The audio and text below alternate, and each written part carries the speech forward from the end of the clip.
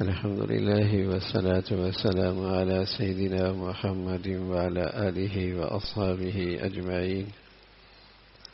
الحمد لله والصلاة والسلام على سيدنا محمد وعلى آله وأصحابه أجمعين.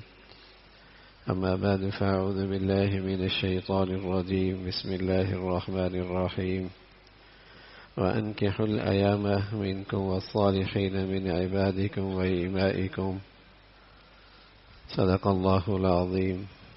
اللهم صل على سيدنا محمد وعلى آل سيدنا محمد وبارك وسلم. اللهم صل على سيدنا محمد النبي الأمي وعلى آله وأصحابه وسلم. میرے معزز مسلمان بزرگوں، عزیز بھائیوں اور امت مسلمہ کے مقدس ماں اور بہنوں، اسلام دین فطرت ہے. اسلام دین فطرت ہے.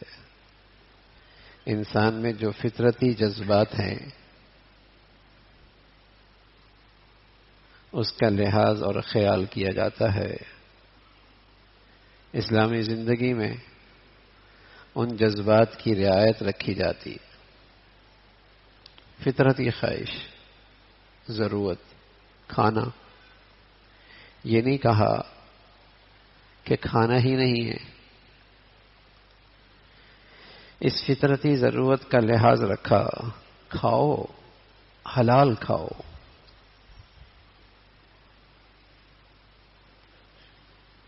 فطرتی خواہش ہے پیو، یہ نہیں کہا نہیں پینا، بلکہ راستہ بتایا، یہ پیو، حلال پیو، جائز پیو. انسانی فطرت میں ایک جذبہ ہے، فطرت میں رکھا ہے اللہ تعالی نے، جنسی جذبہ، جنسی خواہش.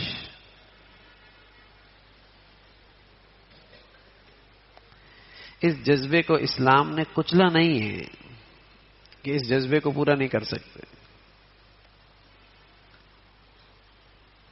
اس کے لیے راستہ بتایا، حلال نکاح.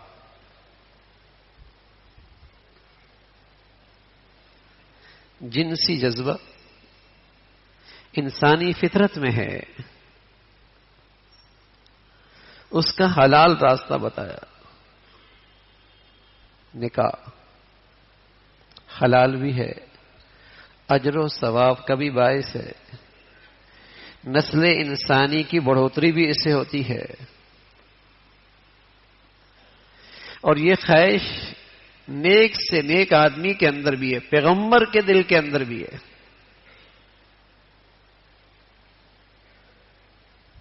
فطرتی جذبہ. حضرات انبیاء علیہ الصلاۃ والسلام نے بھی ازواجی زندگی گزاری، اولاد کی چاہت دکھائی، خواہش دکھائی، اللہ کے سامنے اس چاہت کو رکھا. یہ فطرتی جذبہ. بلکہ پیارے نبی صلی اللہ علیہ وسلم فرمایا کرتے تھے، تزوج الودود الولود فإني مکاثر بکم الامم. شادی کرو، محبت کرنے والی ہو، بچے جننے والی ہو. میں اپنی امت کل کثرت پر فخر کروں گا. اجر کی بات بتائے، جیسے ماں باپ کو دیکھنا محبت کی نظر سے حج کا ثواب ہے. اولاد دیکھے محبت اور پیار سے. اسی طرح شوہر اپنی بیوی کو محبت کی نظر سے دیکھے اور بیوی اپنے شوہر کو محبت کی نظر سے دیکھے. دونوں کو اللہ اپنی رحمت کی نظر سے دیکھتے ہیں.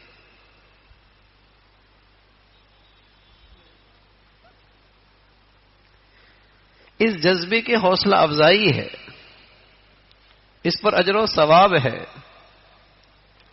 اس کی تسکین کا یہ حلال راستہ بتایا. اب چونکہ یہ فطرتی ضرورت ہے، اس پر پابندیاں بھی نہیں لگائیں زیادہ کہ بہت مشکل ہو جائے، بہت بھاری ہو جائے، بہت مہنگا ہو جائے. اسے آسان رکھا. اسے ہلکا رکھا، اس پر کوئی خرچہ نہیں رکھا، دونوں خاندانوں پر کوئی بوجھ نہیں ڈالا.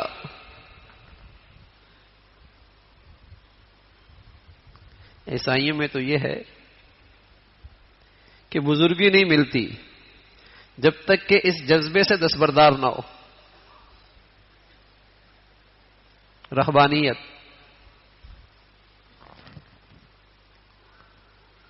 اللہ والے نہیں بن سکتے. ان کی خانقاہوں میں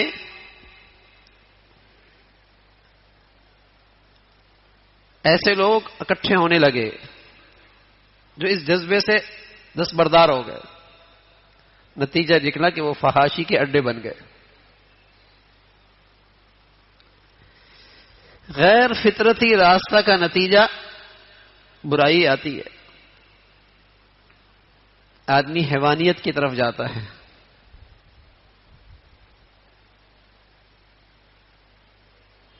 اور پھر اس نے اپنی نسل کو، قوم کو یہ سبق دیا کہ اس کے لیے یہ ضروری ہے کہ جب تک پادری نہ پڑھائے گا نکاح نہیں ہوگا. وہ اجازت دے نہ دے. اسلام نے تو اس کی پابندی بھی نہیں رکھی.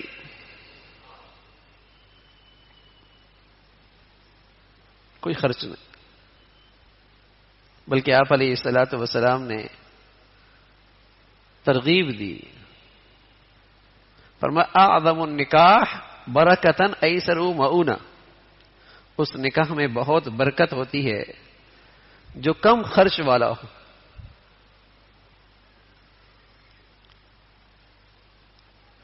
ایسرہ مؤونہ، بوجھ نہ ہو نہ لڑکے والوں پر نہ لڑکی والوں پر، تاکہ کسی کے لیے اس فطرتی خواہش اور جائز راستے کے لیے مشکل نہ ہو.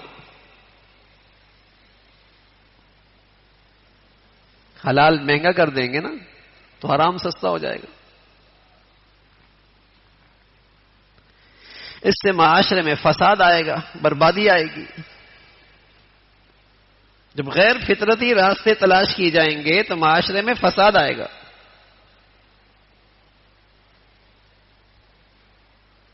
آج مغربی دنیا میں جب اس فطرتی راستے کو چھوڑا نکاح کو اور غیر فطرتی راستے تلاش کیے تو ان کی اس میں پیاس ایسی بڑی، ایسی بھوک بڑی کہ بڑھتی چلی گئی، کہیں تسکین ہی نہیں مل رہی.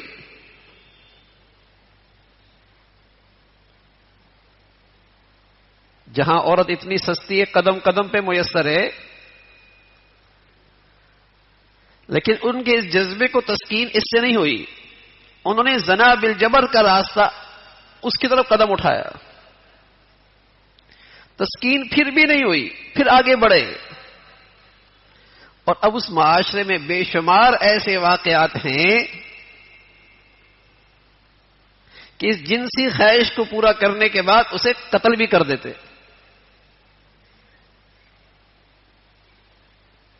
جب تک اس عورت کو قتل نہ کریں ان کی یہ تسکین انہیں نہیں ملتی. گلا دبا دیا.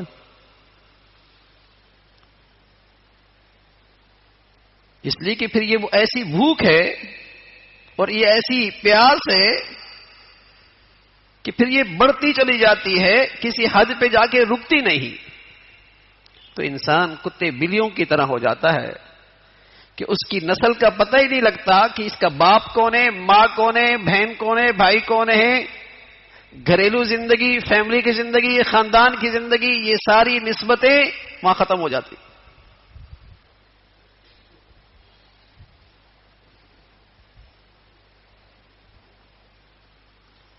غیر فطرتی راستہ.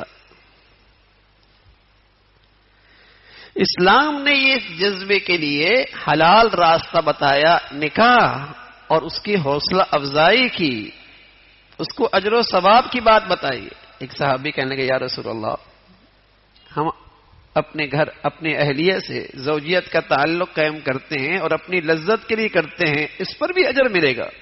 فرمایا کیوں نہیں. اگر تم یہی اپنی جنسی خواہش حرام میں کرتے تو گناہ ملتا؟ کہ یا رسول اللہ ملتا. فرمایا جب تم حرام سے بچے، حلال سے ہی پوری کی تو اللہ تمہیں اجر بھی عطا فرمائے.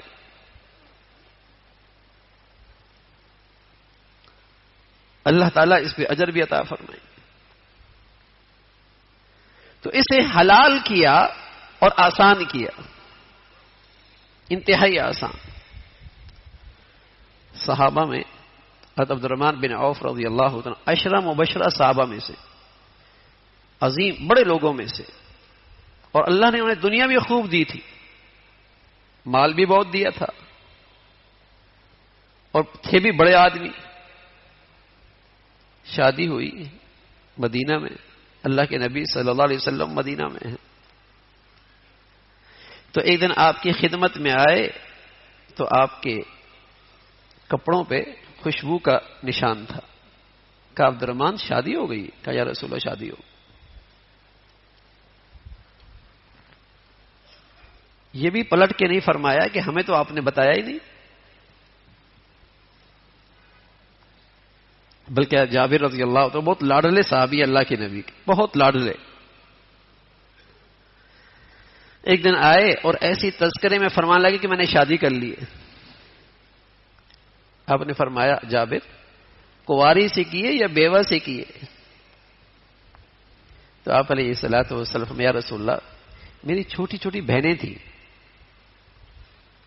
تو میں نے چاہا کہ کنوار اسے نہیں بیوہ سے کروں تاکہ وہ ان کی ذمہ داری اور تربیت کی ذمہ داری اچھے طریقے سے پوری کر سکے، اس لیے میں نے بیوہ سے کیے. حضور علیہ الصلوۃ والسلام نے دعا دی اور فرمایا اللہ تعالیٰ اس میں برکت عطا فرمائے. یعنی اتنے پیارے، اتنے قریبی، اور اس زمانے میں مدینہ کو اتنا بڑا بھی نہیں تھا.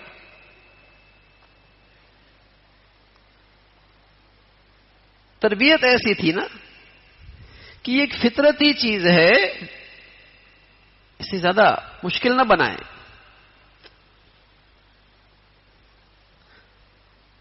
اور اس سے زیادہ کوئی پریشانی کا باعث نہ بنائے. اور اب کیا حال ہے؟ ہماری معاشرتی رسم و رواج نے کتنا مشکل بنا دیا ہے، کتنا مہنگا کر دیا ہے. یہ مہندی کی مجلس ہے، اور یہ نکاح کا جسے کہیں کہ منگنی کی محفل ہے، اور یہ پتہ نہیں نہ جانے آج اس جوڑے کی ہے اور آج فلاں اس جوڑے کی ہے، اور پھر دائیں بائیں جو اخراجات ہیں. اچھا یہ نمازی بھی ہے، یہ حاجی بھی ہے، یہ بظاہر دیندار بھی ہے، لیکن اس کی دینداری صرف عبادت تک ہے، خوشیوں میں نہیں ہے اس کی دینداری. خوشیوں میں، شادیوں میں تو وہی ہے جو برادری کہہ رہی ہے، جو معاشرہ کہہ رہا ہے، جو سوسائٹی کہہ رہی ہے. ناک کٹ جائے گی نا، لوگ کیا کہیں گے. پردہ بھی کرتی ہے، تسبیح بھی پڑھتی ہے، وظائف بھی پڑھتی ہے، اس بیچاری نے دینداری اسی کو سمجھ لیا. یہ جو خرافات کر رہی ہے، جس نے اس شادی کی عبادت کی روح ختم کر دی ہے، اس پر اسے احساس بھی نہیں. اور معاشرے میں روز بروز یہ چیزیں، حلال چیزیں مہنگی ہوتی جا رہی، حلال جائز.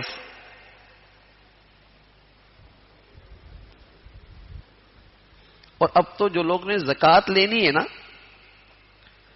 وہ بھی ان سارے رسم و رواج پورا کرنے کے لیے زکوٰۃ لے رہے ہوتے ہیں. یہ شادی کرنی،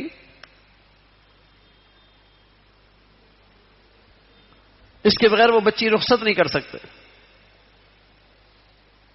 کوئی وہ بچی لینے کے لیے تیار نہیں ہے کہ یہ کیوں نہ لے کے آئے، اور اس معیار کا فرنیچر آپ نے پہلے کیوں نہیں بھیجا، فلاں برانڈ کے جوڑے آپ نے کیوں نہیں لائے.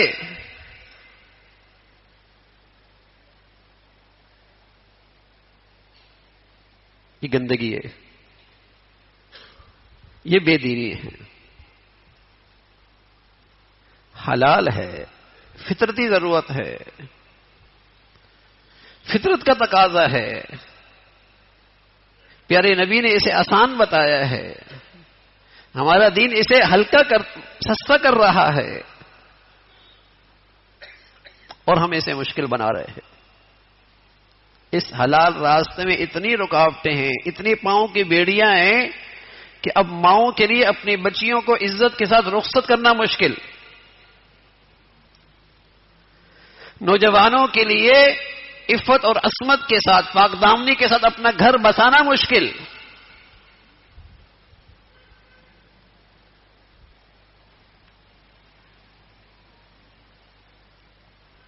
دیکھا آسان فرمایا، اور فرمایا والذین هم لفروجهم حافظون الا على ازواجهم او ما ملكت ايمانهم فانهم غير ملومين فمن ابتغى وراء ذلك فاولئك هم العادون. جو ایمان والے فلاح پانے والے ہیں، کامیاب ہونے والے ہیں، ان کی خوبیوں میں سے ایک خوبی یہ ہے کہ وہ اپنی شرمگاہوں کی حفاظت کرتے ہیں، اور یہ اپنی فطرتی خواہش اس کی تسکین کے لیے اپنی بیویاں، اس زمانے میں باندیاں بھی ہوتی تھی، بس یہ حلال راستہ. فمن ابتغى وراء ذلك، اور جس نے اپنی یہ جنسی خواہش اس کے علاوہ کہیں اور اس کی راہ اختیار کی، اس نے ظلم کیا، اس نے زیادتی کی، اس نے حد سے تجاوز کیا، اس کا نقصان ہوگا، فساد ہوگا معاشرے میں.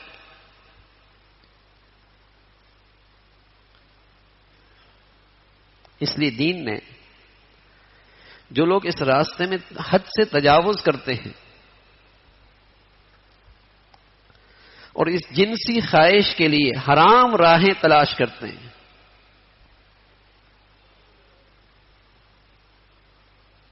چونکہ اس سے انسانیت کی بربادی ہے، ہلاکت ہے، نسل انسانی خطرے میں ہے، تو سزا تجویز کی.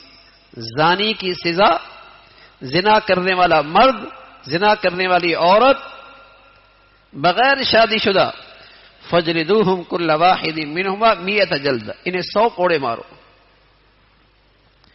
اور بھرے مجمع میں مارو. قرآن مجید کا حکم ہے بھرے مجمع میں مارو. فلا تأخذ بہما رأفة فی دین اللہ ان کنتم تؤمنون باللہ والیوم الآخر ولیشہد عذابہما طائفة من المؤمنین. نرمی نہ دکھانا، اس لیے کہ اللہ تعالیٰ تم سے ذرا مہربان ہے. اس میں انسانی معاشرے کا تحفظ ہے، اس سے انسانی سوسائٹی کا جان مال عزت آبرو کی حفاظت ہے.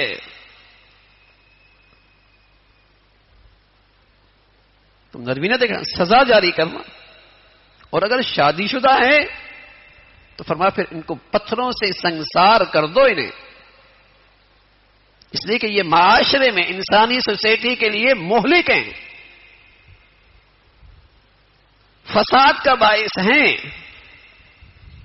اس لیے رسول اللہ صلی اللہ علیہ وسلم فرمایا کرتے تھے اذا ظہر الزنا والربا فی قوم اذن اللہ بہلاکہا. جب کسی قوم میں زنا اور ربا اور سود خوری یہ عام ہو جائے تو اس نے اپنے آپ کو ہلاکت میں ڈال دیا. پھر اللہ کی رزم رحمت، نظر حفاظت اس قوم سے اٹھ جاتی، پھر سمجھ لو وہ قوم بربادی کی طرف جا چکی. اذا ظہر الزنا والربا فی قوم اذن اللہ بہلاکہا، اس نے خود اپنے لیے ہلاکت کا سامان کر دیا.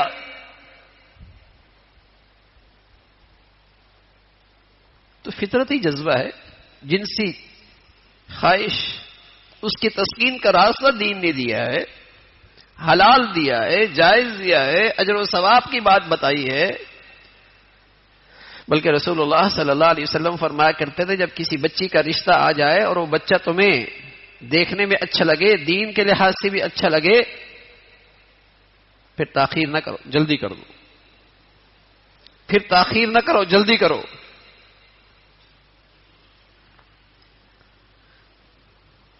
لیکن اب تو ایک فرشت ہے نا،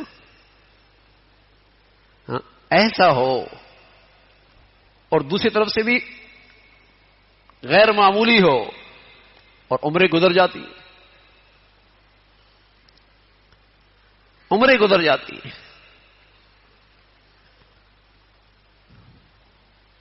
معاشرہ آج اس مصیبت سے دوچار ہے کہ حلال چیزیں مشکل ہوتی چلی گئی اور برائی اور حرام عام ہوتی چلی گئی. تو اس حرام کا راستہ روکنے کے لیے کہ کسی نے حد سے تجاوز کیا، جو انسانی معاشرے کا دشمن ہے، جو انسانی سوسائٹی کا دشمن ہے، جو مسلمانوں کی عزت، آبرو، عفت، پاک دامنی کا دشمن ہے، فرمایا اس کو سزا دو اور بھرے مجمع میں انہیں کوڑے مارو. اس نے حد سے تجاوز کیا.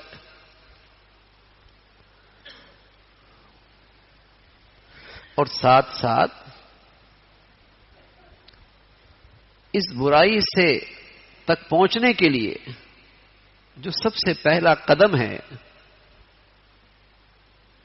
اس پر پہرا بٹھایا کہ تاکہ وہاں قدم پڑے ہی نہیں اور اس برائی تک پہنچے ہی نہیں.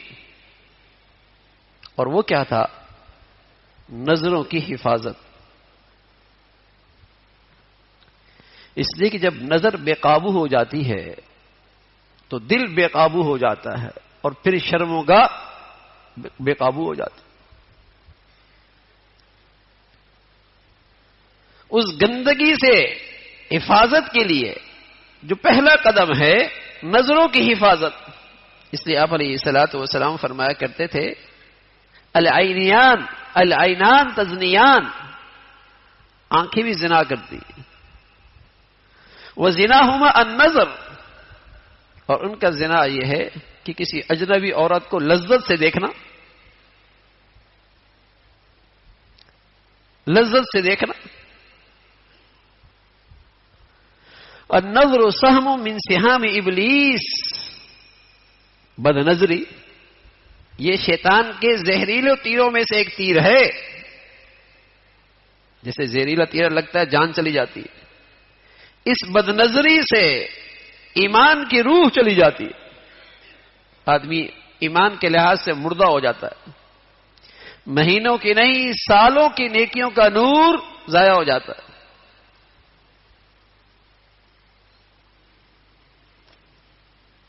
روحانی طور پہ آدمی مردہ ہونے لگتا ہے. تو زنا کی طرف بدکاری سے پہلے پہلا قدم بتایا کہ وہیں پیرا بٹھا دیا، نظروں کی حفاظت کرو. اسلامی تہذیب کھڑی ہی حیا پر ہے، شرم و حیا پر ہے. اور مغربی تہذیب میں ہاں شرم کا لفظ ہے ہی نہیں، انگریزی میں شرم کا لفظ نہیں ہے، ان کے یہاں حیا نہیں ہے، حیا کا لفظ ہی نہیں. ان کے ہاں یہ بیماری ہے، یہ عیب ہے. ان کی پوری تہذیب بے حیائی پہ کھڑی ہے، گندگی پہ کھڑی ہے.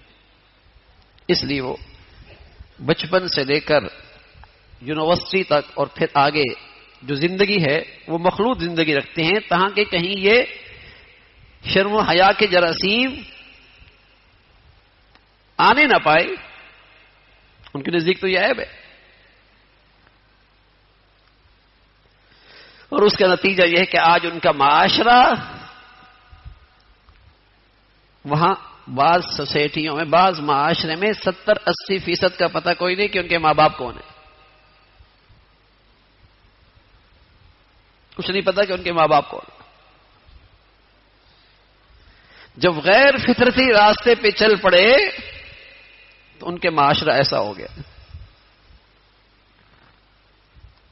باپ کون ہے، ماں کون ہے، بہن کون ہے، بھائی کون ہے،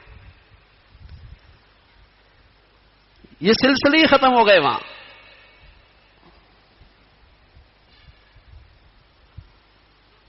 لیکن دین اسلام تو اس کی تو ساری زندگی، معاشرتی زندگی ہی شرم و حیا پہ کھڑی ہے. اور رسول اللہ صلی اللہ علیہ وسلم فرمایا کرتے تھے الحیاء والایمان قرانا جمیعا اذا رفع احدهما رفع الاخر. شرم و حیا اور ایمان دونوں ساتھ ساتھ ہوتے ہیں. جہاں ایمان ہوگا وہاں شرم و حیا بھی ہوگا، اور جہاں سے ایمان چلا جائے گا وہاں سے شرم و حیا بھی چلا جائے گا. جہاں سے شرم و حیا نہیں رہے گا وہاں ایمان بھی نہیں رہے گا. یہ دونوں ساتھ ساتھ رہتے.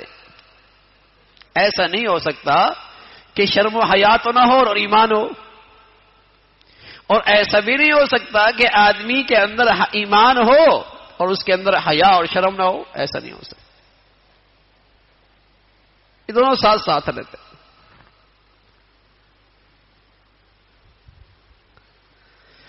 تو اس برائی سے حفاظت کے لیے، اس گندگی تک جانے سے پہلے اسلام نے ایک حکم دیا قل للمؤمنین یغضوا من ابصارہم. اے ایمان والو اپنی نظریں جھکا لو. وَيَحْفَظُوا فُرُوجَهُمْ، اس سے تمہاری شرمگاہیں محفوظ رہیں گی. وَقُلْ لِلْمُؤْمِنَاتِ يَغْضُضْنَ مِنْ أَبْصَارِهِنَّ، اے ایمان والیو تم بھی اپنی نظریں جھکا لو. حالانکہ قرآن مجید میں نماز کی بات آئی تو کہا اقیموا الصلاۃ. عورتیں اس حکم کے تحت آ گئیں. خطاب مردوں سے ہے. روزے کی بات آئی تو کہا کتب علیکم الصیام. خطاب مردوں سے ہے، عورتیں اس کے ماتحت آ گئی. وآتوا الزکاۃ، زکوٰۃ کی بات آ گئی، خطاب مردوں سے ہے، عورتیں اس میں آ گئی. لیکن نظروں کی حفاظت کی جب بات آئی تو مردوں سے الگ خطاب کیا، عورتوں سے الگ خطاب کیا.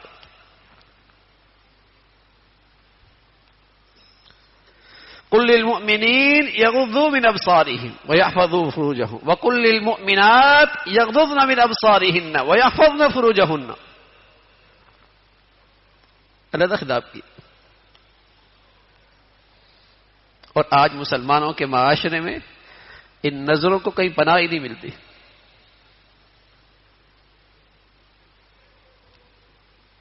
ان نظروں کو کہیں پناہ ہی نہیں ملتی. کہنے میں مسلمان معاشرہ ہے،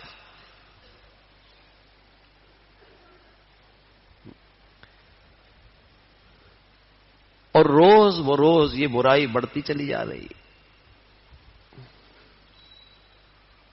توبہ بھی نہیں ہے اس پہ، شرمساری بھی نہیں.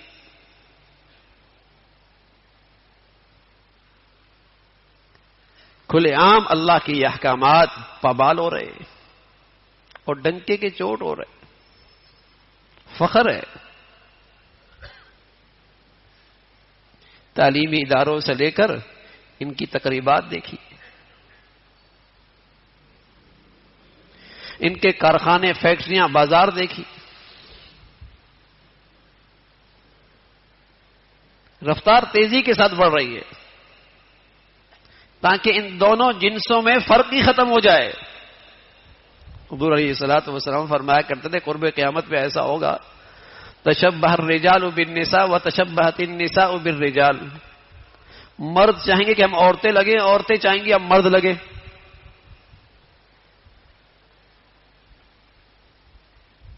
فرق ہی ختم ہو جائے گا. اور اس سے بڑی مصیبت آئے گی الرجال بالرجال والنساء بالنساء. مرد مردوں سے، مرد مردوں سے اپنی یہ جنسی تسکین حاصل کریں گے اور عورتیں عورتوں سے اپنی جنسی تسکین حاصل کریں گی. الرجال بالرجال والنساء بالنساء. جیسے قوم لوط میں بیماری تھی.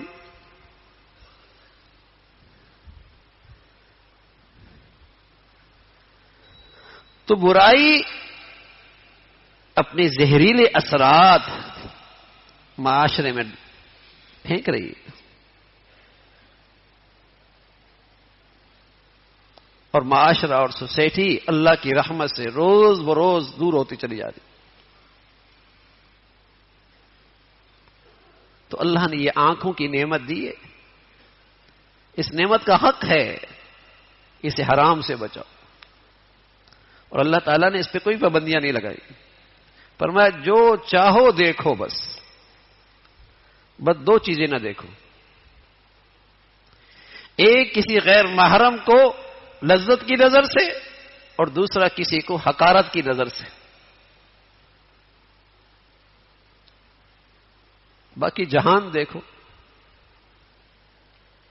اللہ کی قدرت دیکھو، اللہ کا نظام دیکھو، جو کچھ چاہو دیکھو. صرف دو چیزوں سے بچ جاؤ. اندازہ لگائیں کتنی آزادی دی ہے، کتنی آسانی دی ہے کہ یہ میری مشینری ہے، اسے جیسے چاہو استعمال کرو. لیکن اس کا حق ہے کہ دو چیزیں نہ دیکھو. کسی کو حقارت کی نظر سے نہ دیکھو، اور کسی اجنبی عورت کو لذت کی نظر سے نہ دیکھو.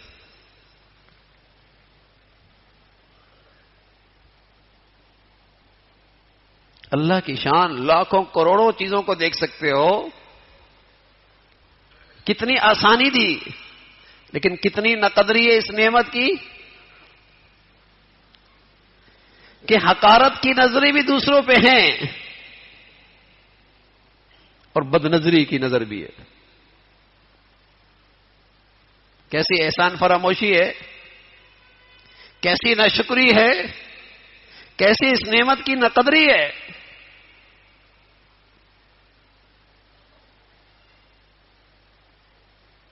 مہینے، سال، دہائیاں گزر رہی ہے اور اللہ کی اس مشینری کو استعمال کر رہے. بتائیے اللہ تعالیٰ یہ نعمت لے لے اور پھر کہے اس شرط پہ ملے گی کہ اس سے یہ دو چیزیں نہیں دیکھنی، کیا کہیں گے؟ اللہ بس نعمت دے دے، بس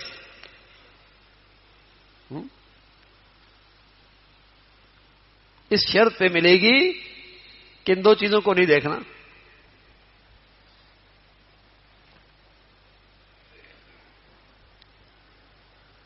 اللہ نے بڑی دولت دی ہے، اور سچ عرض کر رہا ہوں اس بد نظری کی اس دنیا کی سزا یہ ہے آدمی عبادت کی حلاوت سے محروم ہو جاتا ہے. جیسے آدمی کا ذائقہ خراب ہو نا، منہ کا، بریانی کھائے، دودھ پیے، آئس کریم کھائے، سب مٹی لگتا ہے، ذائقہ ہی نہیں ہے، ذائقہ ہی خراب ہے. ایسی آدمی تلاوت کرے، ذکر کرے، نماز کرے، سجدے کرے، عمرہ کرے، حج کرے، اس بد نظری کی نحوست کے کوئی حلاوت نہیں ملتی، کوئی لذت نہیں ملتی. یہ فوری سزا ہے، فوری. بل تو سیاہ ہوتا ہی ہے، لیکن اس کی یہ فوری سزا ہے، کوئی حلاوت نہیں لیتی. اور یہ گناہ اتنا عام ہو گیا کہ خیال ہی نہیں ہے کہ اس گناہ سے بچنا ہے. ہماری تقریبات، شادیاں، استقبال کرنے کے لیے عورتیں باہر کھڑی ہوتی، کوئی احساس نہیں ہوتا.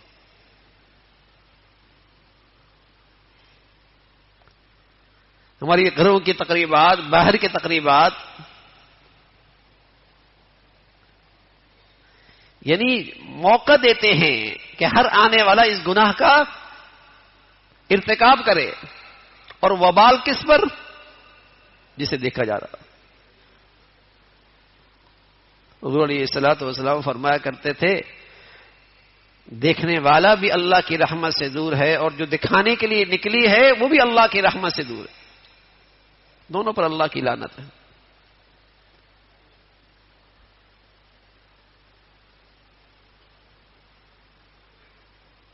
یہ برائی برائی نہیں رہی،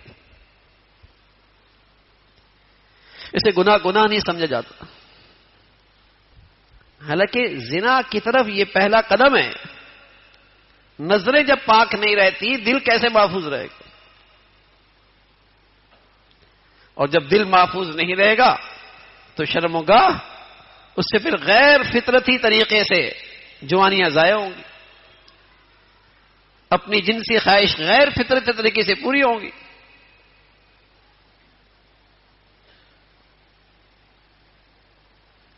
صحت بھی خراب، ایمان بھی خراب، اور معاشرے ابھی فساد زدہ. بہت سارے قتل کے پیچھے، قتلوں کے پیچھے آپ کو نظر آئے گا کہ اس کے پیچھے یہی برائی موجود ہے. بہت سارے قتل، اس کے پیچھے آپ کو یہی برائی نظر آئے گی. کہیں مرد کی حد سے تجاوز، کہیں عورت کا حد سے تجاوز. 2 دن پہلے ہی میں پڑھ رہا تھا کہ لڑکی نے پسند کی شادی کی، باپ عدالت میں آیا، بیٹی نے باپ کے خلاف گواہی دی تو باپ کا دل وہیں بیٹھ گیا، وہیں مر گیا. برداشت نہیں ہو سکا اس کو. اب ماں اس اپنے شوہر کے سامنے قبر پہ، اس پہ لاش پہ کھڑی ہو کر بیٹی کو بددعائیں دے رہی. ایسے ہمارے معاشرے میں نہ جانے کتنے واقعات. آغاز کہاں سے ہوا؟ مرد عورت کا آزادانہ اختلاط، ملنا جلنا، اٹھنا بیٹھنا، تعلیمی اداروں کا اختلاط، آزادانہ رابطے. ابتدا یہیں سے نا. اس کا انجام بدکاری، اس کا نتیجہ قتل. جب شریعت نے کہہ دیا، ہمارے دین نے کہہ دیا کہ جب غیر فطرتی راستوں پہ چلو گے تمہارے معاشرے میں فساد اور ہلاکت آئے گی، اور آ چکی ہے.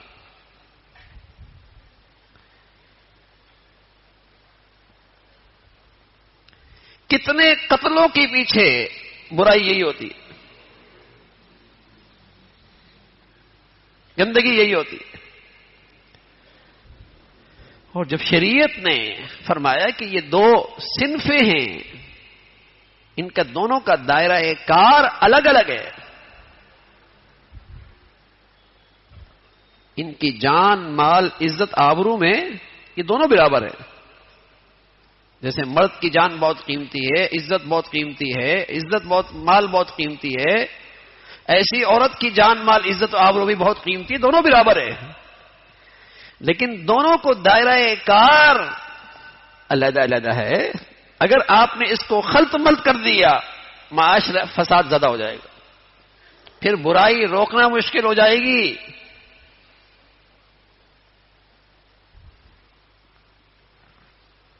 لیکن بدقسمتی ہے قومی سطح پہ، قومی اداروں میں،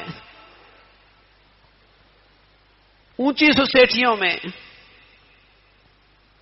وسائل اور اختیارات کے ساتھ اس برائی کے پیچھے یہ ساری گندگیاں، اس برائی کو عام کرنے کے لیے یہ سارے اختیارات، سارے وسائل استعمال ہو رہے ہیں.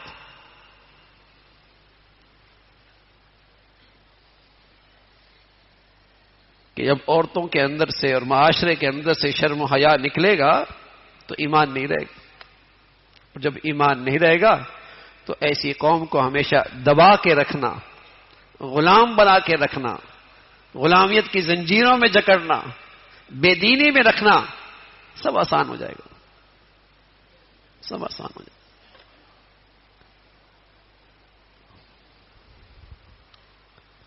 تو میرے عزیزو، ہم اپنے دائرہ کار میں، ہمارا گھر تو ہمارے اختیار میں نا، ہمارے بچے بچیاں تو ہمارے اختیار میں نا، ہماری تقریبات تو ہمارے اختیار میں نا. جہاں جہاں ہمارا اختیار چلتا ہے وہاں تو اللہ کے یہ حکم زندہ ہو. یہ تو ہم پہ فرض ہے کہ اپنے دائرہ کار میں، تم میں سے ہر ایک ذمہ دار ہے، اپنے گھر کا، اپنے خاندان کا بڑا ہے، اپنے ادارے میں اس کی بات سنی جاتی ہے، وہ اپنے کاروباری حلقے کے اندر، اپنے کاروبار میں، اپنی تجارت میں، اپنے مرکز میں اس کی بات مانی جاتی ہے، تو اس پہ فرض ہے کہ وہ اس جگہ کو ان گندگیوں سے محفوظ رکھے. اس کا فریضہ ہے. تو نظروں کی حفاظت بتائیے کہ اس کی حفاظت کرو اور ہمت سے کام لے اور دعا کرے. اللہ نے ان آنکھوں میں ایک فطرتی چیز رکھی ہے، کہ کوئی بھی نقصان دہ چیز اس کے قریب کریں گے تو اس کی پلکیں خود جھک جائیں گی، خود جھک جائیں گی، بے اختیار جھک جائیں گی.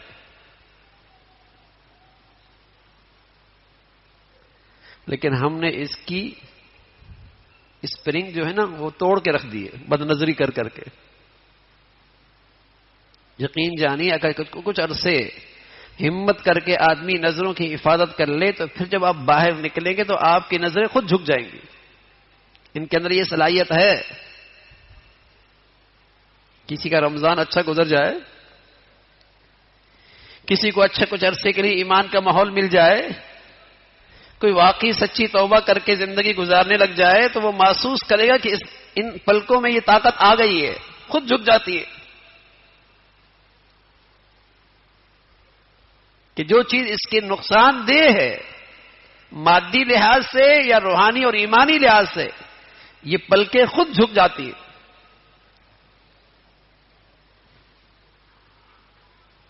ان میں صلاحیت ہے. لیکن اللہ حفاظت فرمائے، اللہ تعالی حفاظت فرمائے، جب اندر کا ایمان کا حال خراب ہو جائے تو پھر تو اس برائی میں لذت آنے لگتی ہے، اس برائی میں لذت آنے لگتی ہے.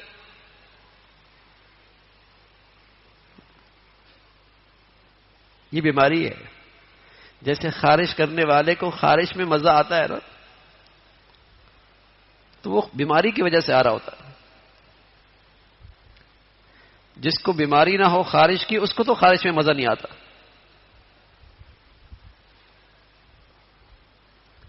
خارش میں مزہ اسی آتا ہے جس کو خارش کی بیماری ہو. بد نظری میں مزہ اسی کو آتا ہے جس کو بیماری لگ گئی، جس کے ایمان کو بیماری لگ گئی، ورنہ تو مزہ نہیں آتا. اور آپ جانتے ہیں خارش والے کو جب خارش میں مزہ آتا ہے تو خارش کے بعد کیا حال ہوتا ہے؟ جلد خراب ہوتی ہے، پیپ نکلنے لگتی ہے، خون آنے لگتا ہے اور زور سے خارش اٹھتی ہے. ایسا ہی ہے نا. ایسی بد نظری کی سزا بھی ملتی ہے کہ اور زیادہ اس گناہ کی طرف چاہت بڑھتی ہے اور اس کی بے چینی دل میں آتی ہے، اس سے بے سکونی دل میں آتی ہے، اس سے اندر زخم لگتے ہیں. اس کے زخم اندر آدمی کو تکلیف دیتے. خارش کا تو نقصان ہے نا، لیکن تھوڑی دیر مزہ آتا ہے خارش میں، لیکن بیمار آدمی کو آتا ہے. جو مزہ اللہ کی خاطر نظر جھکانے میں ہے وہ مزہ بد نظری میں نہیں ہے، لیکن ہمت کرنی پڑتی ہے. اس لیے پیارے رسول صلی اللہ علیہ وسلم فرمایا کرتے تھے جو اللہ کی خاطر نظر جھکا لیتا ہے اس کو ایمان کا ایسا درجہ نصیب ہوتا ہے کہ جس کی حلاوت اور مٹھاس یہ اپنے دل میں محسوس کرتا ہے. اللہ کی خاطر کوئی نہیں دیکھ رہا، نہ قانون کا ڈر، نہ کسی بڑے کا ڈر، نہ کسی کے دیکھنے کا ڈر، نہ کوئی شرمندگی کا ڈر. اللہ دیکھ رہا اور اپنی نظریں بچا لیتا ہے. فرمایا ایمان کی حلاوت نصیب ہوگی، محسوس کرے گا اس کا مزہ، اس کا اپنا مزہ ہے.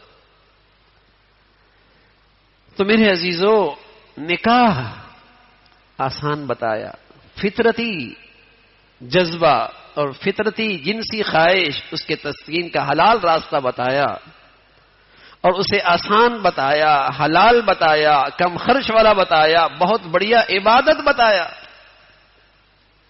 بہت بڑھیا عبادت بتایا. ہم نے وہ راستے سارے مشکل کر دیے، سارے مہنگے کر دیے اور برائی کے راستے، خرابی کے راستے وہ سستے اور آسان کر دیے. یہ مغرب کی گندگی فضا ہے جہاں نکاح پسند نہیں کیا جاتا، جہاں نکاح سے اور اس حلال زندگی سے نفرت کی جاتی ہے. یہ مغرب کی طرز سوچ ہے کہ اولاد اور بچوں سے محبت نہیں کی جاتی، بچے ناپسند کیے جاتے ہیں۔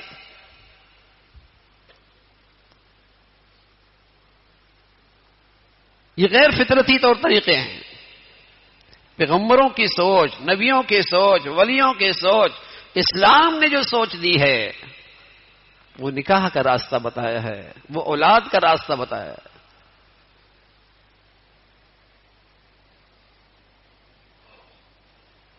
آج جب بچے بچیاں غلط نظریات سنتے ہیں، غلط فکر سوچتے ہیں اور غلط جسے کہیں کہ لٹریچر پڑھتے ہیں تو ان کی سوچ بھی خراب ہو جاتی، شادی نہیں کرنا چاہتے، نکاح ہی نہیں کرنا چاہتے، بچی ہی نہیں چاہتے، اولاد کی چاہت ہی ختم ہے۔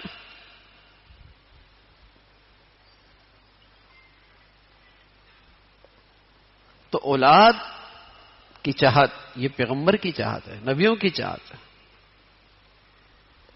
یہ اللہ کی بڑی نعمت ہے۔ اور نکاح عبادت بتایا اور اسے آسان بتایا۔ دوران طواف کوئی آدمی برائی کر رہا ہو، کتنا برا سمجھا جاتا ہے کہ طواف کر رہا ہے اور موسیقی سن رہا ہے۔ نماز کی نیت کر رہا ہو، ساتھ موسیقی بھی سن رہا ہو، کتنا برا سمجھا جاتا ہے۔ نماز پڑھ رہا ہے اور موسیقی بھی سن رہا ہے۔ روزہ رکھا ہوا ہو اور اس میں ناچ بھی رہا ہو، موسیقی بھی سن رہا ہو، کیا کہیں گے؟ ابھی روزہ رکھ کی حرکتیں کر رہا ہے۔ کہ لیکن نکاح کی تقریب میں سب کچھ ہوتا ہے، اس لیے کہ مسلمان نے آج نکاح کو عبادت نہیں سمجھا۔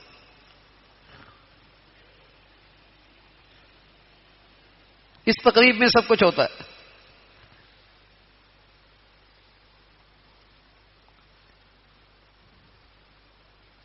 نفل کو عبادت سمجھا، روزے کو عبادت سمجھا، طواف کو عبادت سمجھا، سعی کو عبادت سمجھا۔ اس میں کوئی برائی کرے، بھئی کیا کر رہا ہو؟ عبادت میں ہی حرکتیں کر رہے ہو۔ لیکن آج مسلمانوں نے اس نکاح شادی کو عبادت سمجھا ہی نہیں، تمام خرافات کرنی ہے تو اسی کے اندر کرنی ہے،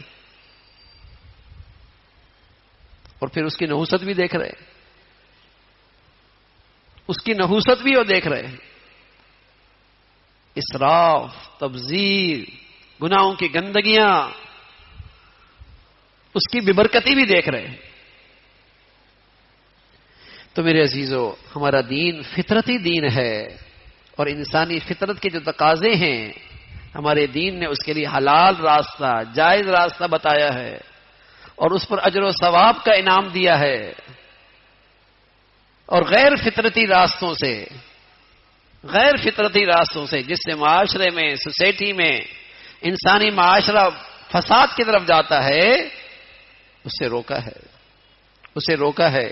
اللہ تعالی دین کی دولت کی قدر نصیب فرمائے اور فطرتی زندگی کے مطابق زندگی گزارنے کی توفیق نصیب فرمائے۔ وآخر دعوانا الحمد للہ رب العالمین۔